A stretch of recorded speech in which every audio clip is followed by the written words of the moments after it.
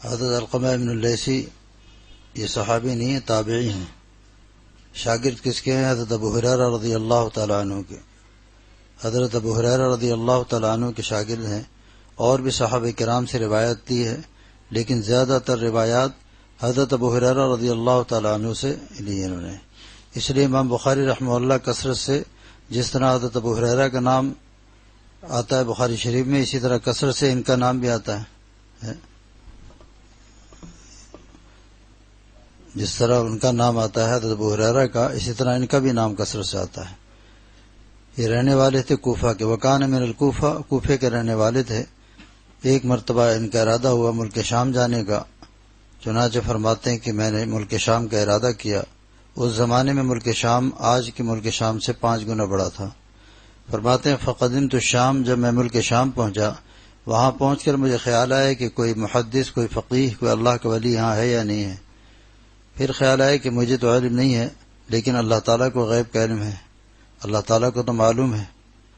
چنانچہ خیال آتے ہی فرماتے ہیں فدخلت المسجد، میں مسجد میں داخل ہوا. فصلیت رکعتین، اور میں نے 2 رکعت ادا کی. 2 رکعت یا تو تحیۃ المسجد یا صلاۃ حاجت، 2 ہی صورت ہو سکتی ہے، یا تحیۃ المسجد یا صلاۃ حاجت.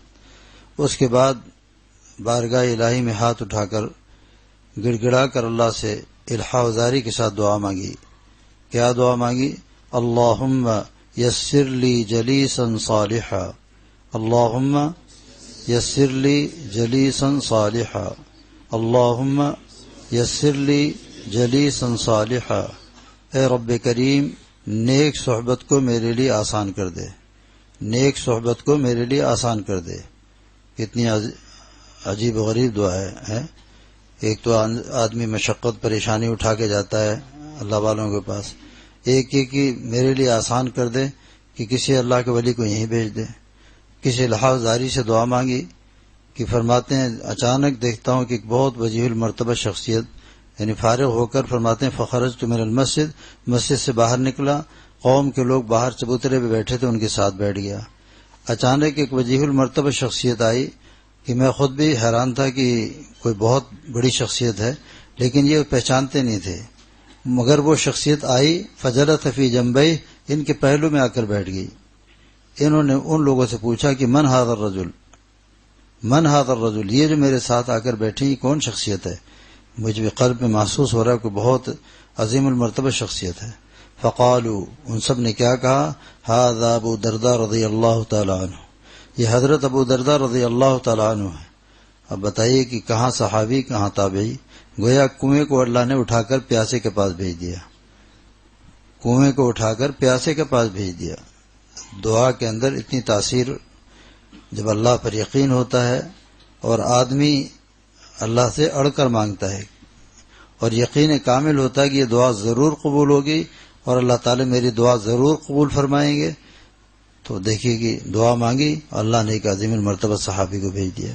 وجد آ گیا، کہا فدعوت اللہ، میں نے ابھی تو اللہ سے دعا مانگی اور اللہ نے اتنی عظیم المرتبہ شخصیت کو میرے پاس بھیج دیا. بس ان کی صحبت میں رہنے لگے، استفادہ کرنے لگے. آج طلبہ کرام میں یہ چیزیں مفقود ہوتی جا رہی ہیں. حجت الاسلام مولانا قاسم نانوتوی رحمۃ اللہ علیہ سفر حج پہ جا رہے تھے. یمن کے قریب جا کر موسم خراب ہو گیا، بادل سیاہ، بالکل کالے بادل، بجلی کڑکنے لگی، بارش کا امکان، تیز تیز ہوائیں چلنے لگیں. ملاح نے کشتی کو کنارے لگا کر لنگر ڈالا اور کہا جلدی آپ لوگ اتر جائیں، اس لیے کہ آندھی بھی آ رہی ہے، طوفان بھی آ رہا ہے، بارش بھی آ رہی ہے، ہو سکتا ہے کوئی تکلیف پہنچ جائے. سب تو اتر گئے اور اتر کے وہاں کے بندرگاہ پر سامان خریدنا شروع کر دیا لوگوں نے کہ پتہ نہیں واپسی میں یمن رکے گا کہ نہیں رکے گا، یہ کشتی رکے گی یا نہیں رکے گی. لیکن حجت الاسلام مولانا قاسم نانوتوی رحمۃ اللہ علیہ سر جھکا کر کچھ سوچتے رہے. پھر مقامی لوگوں سے پوچھا کہ کوئی محدث، کوئی فقیہ، یہ تو سرزمین انبیاء ہے اور سرزمین اولیاء ہے، صحابہ کرام کتنے وہاں قیام پذیر ہوئے. تو پوچھا کہ کوئی یہاں محدث، کوئی فقیہ، کوئی اللہ کا ولی موجود ہے؟ لوگوں نے کہا ہے تو صحیح، لیکن 3 دن کا راستہ ہے، مسافت 3 دن کی ہے. اس زمانے میں یہ کاریں تو چلتی نہیں تھیں، گھوڑوں پر سفر ہوتا تھا، خچر پر سفر ہوتا تھا، گدھوں پر سفر ہوتا تھا. ملاح سے جا کر پوچھا کہ موسم کتنے دن خراب رہے گا؟ اس نے کہا اندازہ یہ ہے کہ 10 دن خراب رہے گا۔ فوراً سواری کرائے پر لی اور جا کر اسے اجازت دی حدیث کی، اور اس کے بعد 3 دن کے بعد واپس آئے۔ 6 دن یہ گزر گئے، 3 دن پھر وہاں قیام کیا۔ اس کے بعد جناب کشتی، پھر بادبانی کشتیاں وہ کرتی تھیں، پھر روانہ ہو گئی، پھر مینا جدہ پہ پہنچ کر وہاں جا کر حج کیا۔ لیکن اپنے وقت کو ضائع نہیں کیا، اپنے وقت کو ضائع نہیں کیا۔ آج طلبہ کسی شہر بھی جاتے ہیں تو چڑیا گھر، شاہی مسجد، شاہی قلعہ، یہ 3 چیزیں معلوم کرتے ہیں، اس کے آگے ہمت نہیں ہوتی کہ کوئی یہاں بڑا عالم بھی ہے، کوئی فقیہ بھی ہے، کوئی محدث بھی ہے، کوئی اللہ کا ولی بھی ہے یا نہیں۔ ان چیزوں کی فکر نہیں ہوتی، بس گھومنا پھرنا بہت زیادہ۔ جو چڑیا گھر میں جا کے بندروں سے ملاقات کر کے مصافحہ کر کے معانقے کی طرح گھبراہٹ ہوتی ہے تو معانقے سے دور رہتے ہیں، لیکن بجائے اللہ والوں سے ملنے کے بندروں سے ملاقات کر کے وہ آگے نکل جاتے ہیں۔ یہ ذوق مفقود ہوتا جا رہا ہے، اللہ تعالیٰ یہ ذوق دوبارہ پیدا فرما دے۔ اگر یہ ذوق پیدا ہو جائے تو پھر انسان بہت جلد اللہ کا راستہ طے کر لیتا ہے، اس لیے کہ اس کو فکر رہتی کہ کوئی ایسی شخصیت مل جائے جس سے میں استفادہ کروں، جو مجھے جنت کا راستہ دکھائے۔ یہ اللہ والے کیا کام کرتے ہیں؟ اراۃ الطریق، اللہ کا راستہ دکھاتے ہیں، چلنا خود پڑتا ہے۔ یہ جو بعض حمقاء کہتے ہیں نا کہ ہمارے پیر صاحب تو کندھے پہ بٹھا کے لے جائیں گے، جنت میں ہم کو پہنچا دیں گے۔ وہ خود جائے گا تب تو لے کے جائے گا نا، وہ خود جائے گا تب تو لے کے جائے گا۔ نعوذ باللہ، کیا کیا عقیدے ہو گئے ہیں کہ وہاں جا کے قبروں میں سجدہ بھی کرتے ہیں، مانگتے بھی ہیں بچہ دے۔